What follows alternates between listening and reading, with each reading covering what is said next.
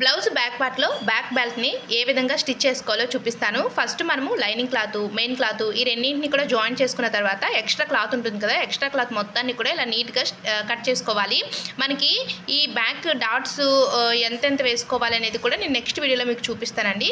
So first ఈ back belt ఏంటి అంటే మనము 1.5 ఇంచ్ తీసుకుంటే కరెక్ట్గా సరిపోతుంది. 1.5 ఇంచ్ స్ట్రైట్ పీసెస్ని తీసేసుకొని వీటన్నింటిని కూడా జాయిన్ చేసుకోవాలి. మనకి ఎంతవరకు అవసరమో, ఎన్ని ఇంచులు అవసరమో క్లాత్ అంతవరకు కూడా తీసుకొని చూడండి. ఫస్ట్ ఒక వైపు ఫోల్డింగ్ చేసుకొని స్టిచ్ వేసుకోవాలి.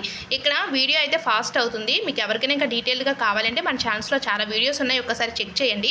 ఇలా 1.5 ఇంచ్తో తీసుకున్న క్లాత్ మొత్తాన్ని కూడా ఒకవైపు ఇలా ఫోల్డింగ్ చేసుకోవాలి. ఇప్పుడు మనకి క్లాత్ ఉంటుంది కదా, మెయిన్ క్లాత్, ఈ మెయిన్ క్లాత్ పైన ఈ విధంగా మెయిన్ క్లాత్ అనేది మనకి ఒరిజినల్ పైకి ఉండాలి.